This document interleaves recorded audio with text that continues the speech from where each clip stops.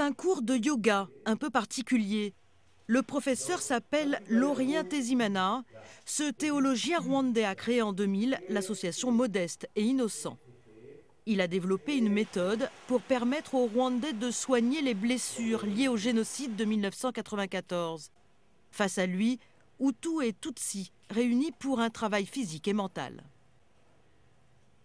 Pour qu'ils arrivent à retrouver la santé physique, nous faisons du travail énergétique. C'est ce que nous appelons centrer le corps.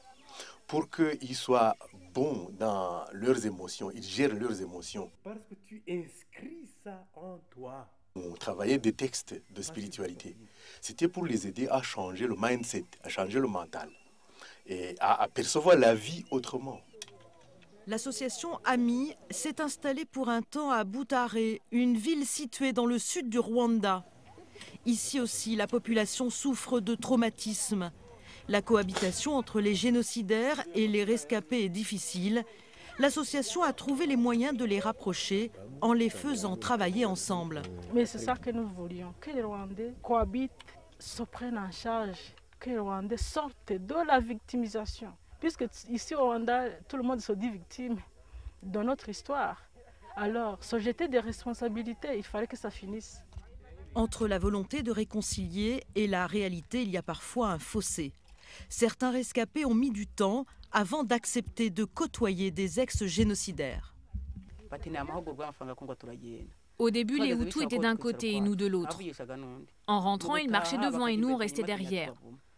On ne se disait pas bonjour dans l'église, on s'évitait. Mais aujourd'hui, on partage tout.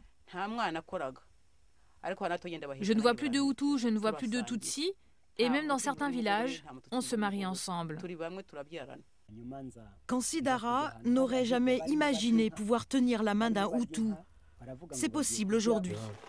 C'est un vrai bouleversement pour les ex-génocidaires comme Dominique. Il a été condamné à 8 ans de prison pour avoir participé à une tuerie de Tutsis dans une église. Avant, quand je voyais un rescapé du génocide, j'avais honte.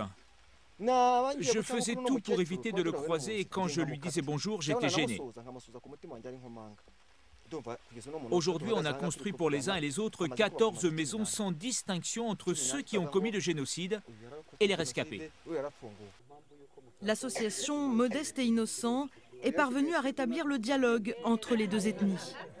Des espaces de parole ont été instaurés où chacun raconte ses souffrances. Une dynamique qui a réussi à créer du lien entre victimes et bourreaux et à réconcilier pour mieux reconstruire.